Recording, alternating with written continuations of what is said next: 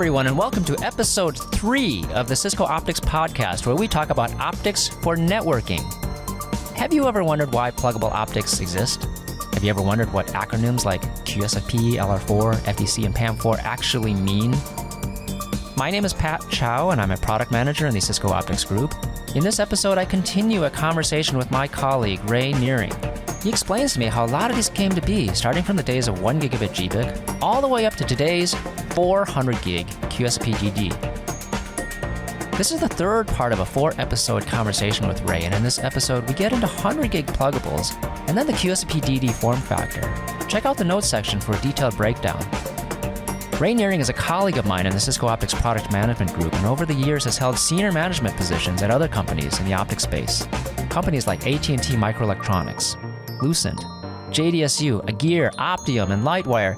This guy has a ton of experience. I really think he knows what he's talking about.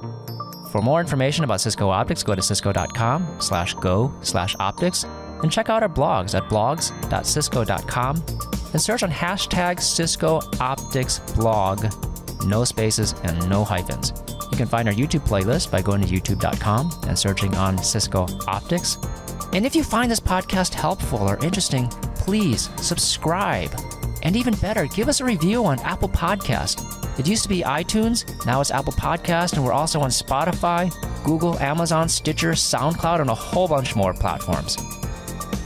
And now, join me as I talk with Ray Nering.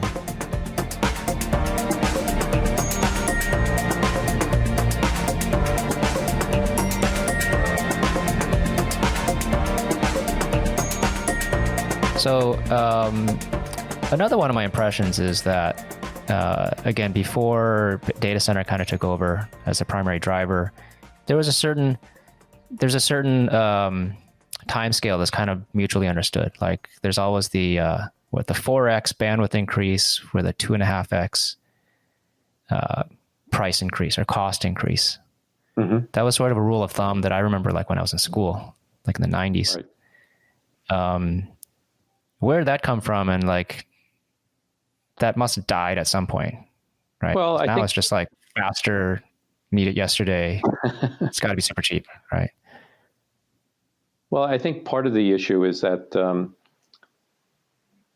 you can have an interface if the cost of that QSFP plus was the same cost as 4 SFP pluses, then why are you using it? Yeah, exactly. What's the point, right? Yeah. Other than maybe density.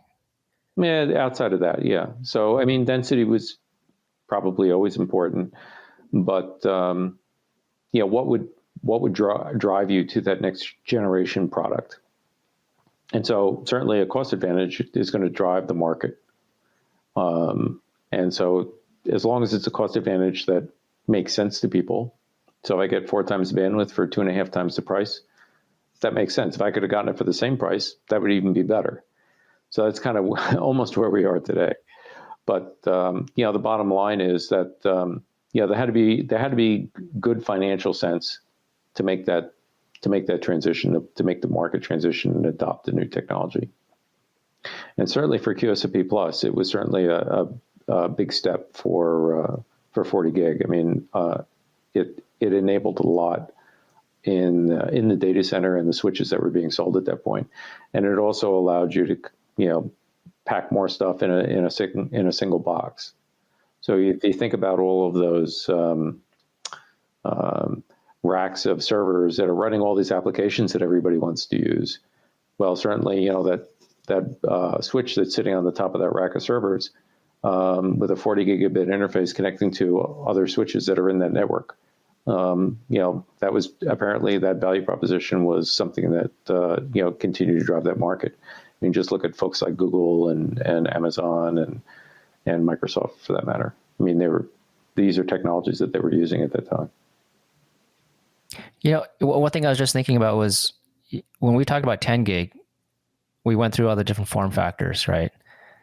It started with ZenPack, which is 4x3-ish. Mm-hmm. X2, XFP, and then it got to the SFP. With 40 gig, we started with QSFP, which is already native 4x10.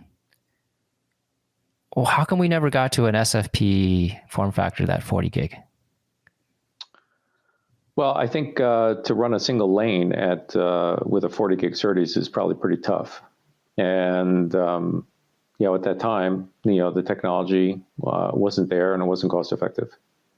So to have a single lane running at 40 gig back in 2012, 2010 timeframe, that was probably pretty hard to do efficiently for the power dissipation of the ASIC. Whether or not the SerDes actually existed at that point, that was something that could be implemented in the same technology that the ASIC was manufactured in.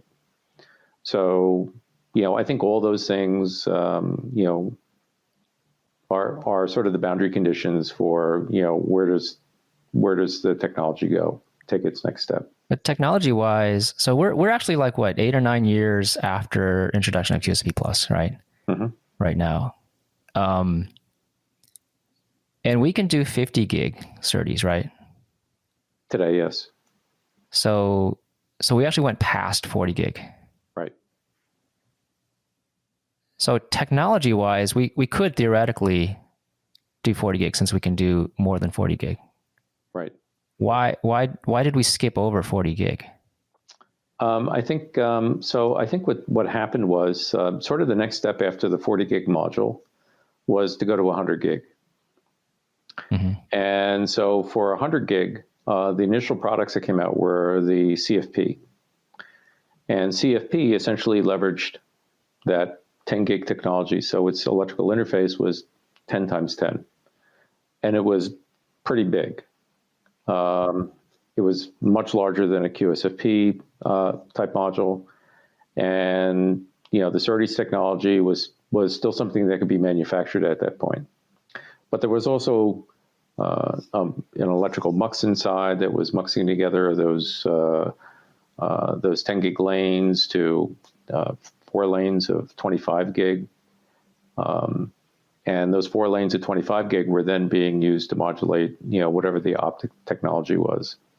So when you look at QSFP, the one transition that you had was now you had 4 times 10 on the electrical side and 4 times 10 on the optical side. Mm-hmm. And when you think about what was happening beyond that, so these 100 gig modules were still leveraging that sort of 4 optical lanes, one way or another. But now those lanes were operating at 25 gig. At the electrical side for CFP, at least early on, those electrical lanes now were still at 10 gig. So that didn't have to migrate very much. But that was sort of a transitional point. You've got sort of these two types of technologies that are evolving in the network. So technology-wise, the push was on the 25 gig optics. The electrical interface really wasn't a big deal because it's still 10 gig. Yeah, exactly. So now the market migrated to 25 gig optics, and with some digital logic in between, you're able to basically take those 10 lanes of 10 gig and mux them to 4 lanes of 25 gig, and then that will come out of the other end, the optical end of the module. And who used CFP? Because it's too big for data center applications, right? Yeah, so generally those were used by the routing applications. And I think part of the reason for that, or a major reason for that, was those routers eventually would be connected to some kind of transport network. And the transport network really wanted to have 100 gig interfaces because they were transmitting, in these, coherent, complicated systems, WDM type applications, 100 gig signals, optical signals for long haul. So this is still very much a telecom application then? That portion of it, yes. But now as the pressure is coming up on the data center side of things, the data center guys are looking at this 100 gig technology and saying, gee, if you can make that cheaper and more efficient and also keep the density progressing, mm-hmm. then we could maybe leverage some of those optics that are operating at 100 gig for data center applications, and that's where QSFP-28 came in. So CFP, was this large module dissipated 15 watts, 20 watts, something in that range, depending on, what kind of device it was. Did the 2.5x cost increase, did that still apply? Was that still a thing at that time? Yeah, but part of the reason there is that the telecom applications don't drive, the kinds of volumes that you see in the data center. So the datacom side of things will drive millions of units in the marketplace. And if you go back and you look at some of the market surveys for like Counting or other folks, and you look at the quantities for 1 gig and 10 gig, I mean, those quantities are really high. I mean, there are millions and millions of units a year being sold. So, those are the kind of volumes that are being used in data center type applications. Where on the telecom side, you're probably less than 100,000. So it's, at least an order of magnitude lower in volume. But those optical requirements are interesting to the data center guys because those things have already been worked out. So whether they were a short reach application like 100 gig SR4 or a longer reach application like 100 gig LR4, sort of the technical issues have been worked out in the IEEE and whatever the standards organizations are. So to be able to leverage that and to figure out how to use those technologies in higher volumes and still get lower cost, to be able to scale it, was something that I think everyone was looking at. So instead of the SerDes going from 10 gig to 40 gig, it went from 10 gig to 25 gig. That was sort of the next natural step. And it aligned well with what was going on the optical side. So that's what happened. So you saw QSFP-28 sort of pick up, leverage all the stuff that had already been worked out on the telecom side for a 100 gig optical interface. And then now there was a good alignment between the electrical side and then the optical side in those modules. And then that's what drove into the Ethernet switch applications. Okay, so we said QSFP plus 40 gig was around 2012, 2013, but it took off in 2014. QSFP 28, let's see, I'm trying to remember also, when did that start? So it probably started in the 2014, 2015 timeframe, but the real volume started to really kick in 2016 and beyond. So 2014 to 2016, that seems like a really short period of time. Yeah, it probably is. But again, there's also a tail on that too. So, I would say that 2016, the QSFP-28 type of products really started to take off in volume. Maybe 2017, they exceeded what was happening with QSFP Plus at 40 gig. And they've continued to rise in popularity, and the costs have come down. So in the last, I would say, 2-3 years, I mean, the costs of these modules have come down tremendously. And no, definitely. Like you're saying, QSFP-28 is still going strong, right? Oh yeah, absolutely. Yeah. What I was thinking was, you're talking about a 2-year gap between two different speeds of form factor, which just seems like unprecedentedly fast. Well, I guess that's what's happening to the traffic. Yeah.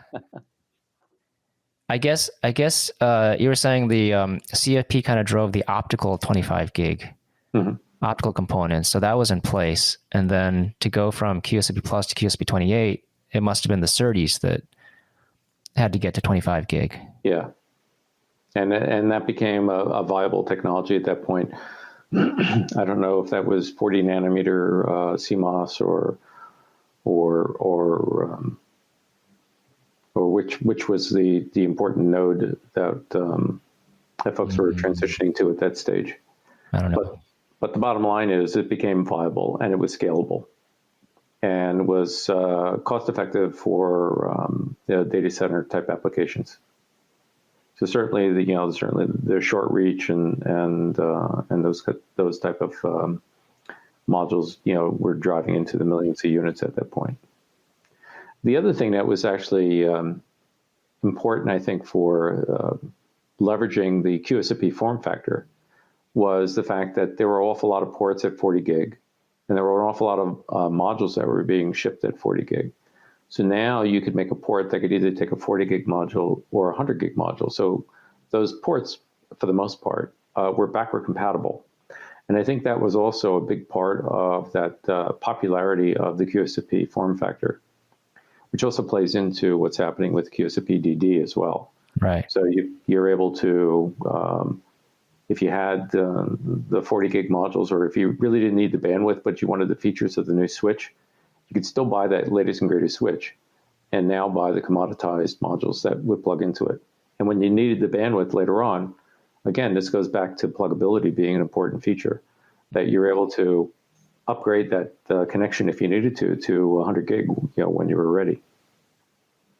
Yeah, so that flexibility translates into this backward compatibility Exactly. Portion.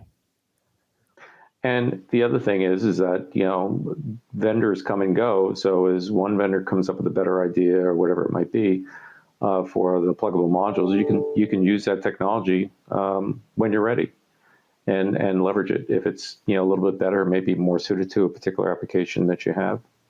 So pluggability has many, many advantages. And I know there's a lot of push for more integrated approach these days, especially as we go to higher data rates.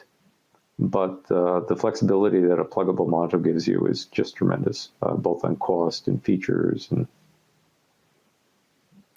so you mentioned QSFP-DD. So I think we're in the home stretch now. But I think so far what I've been hearing is it's the progression of the technology has been based on,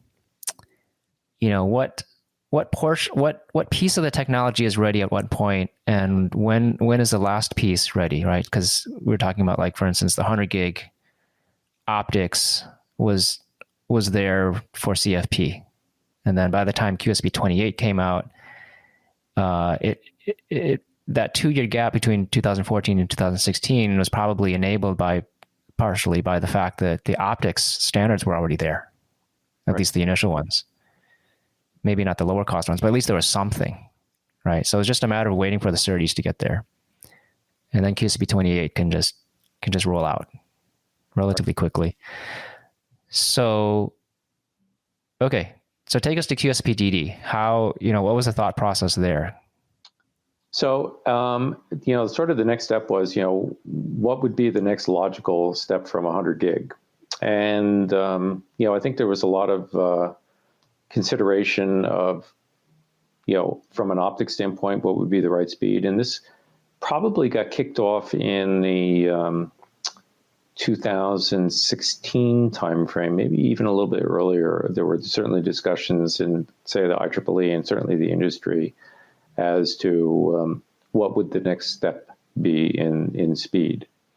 And so 400 gig was sort of, okay, sounds right. But the SerDes technology to go, let's say, at 100 gig per lane wasn't available at that time. Mm-hmm. And so you had 25 gig interfaces. And I think the IEEE initially started off with some 400 gig standards that initially had a 25 gig interface, but you needed 16 lanes, which isn't really very practical. Mm-hmm. So you need something like that CFP again that had a lot of and you don't lines. That's exactly right. And it doesn't really give you the faceplate density that you want. You're going to have something that's kind of large, and so on. Mm-hmm. So and the success of QSFP, I mean, if you look at the number of vendors, how it scaled from 40 gig to 100 gig, it did it almost seamlessly. So you had the industrial base that was available to scale it to the volumes that the market required. So because of that backward compatibility, like you're saying, you can buy the compatibility, linearity with the cages and the connectors and all of the required items that are necessary for that, as well as the optics and the ICs themselves. So sort of the next step was, okay, well, how do you go from 25 gig to 50 gig? And so everything up to that point had been the SerDes had all been NRZ. You had ones and zeros, and that's all there was. And that required a certain bandwidth, in and out of the module, in and out of those lanes and traces that are on that PC board. So, there was some consideration for, whether or not you can go to 50 gig NRZ, but the market decided to go to a different modulation scheme, which is called Band 4. That was the third part of my conversation with Ray Nering, my colleague from Cisco Optics.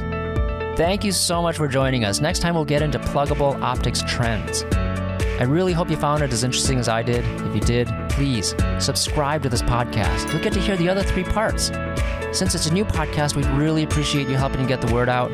Share this with friends and colleagues that come to mind when you think of networking and optics. And leave a review on Apple Podcast. It used to be known as iTunes. Now it's Apple Podcast. We're also on SoundCloud and the Cisco Podcast Network and all the major podcast platforms. Also, check out the Cisco Optics blogs at blogs.cisco.com and search on hashtag Cisco Optics blog with no spaces and no hyphens. We also have educational videos on YouTube. Just go to youtube.com and search on Cisco Optics. Thank you for listening. This is Pat Chow, Product Manager at Cisco Optics. The next episode is part 4, the final part of my conversation with Ray Nering. Until next time.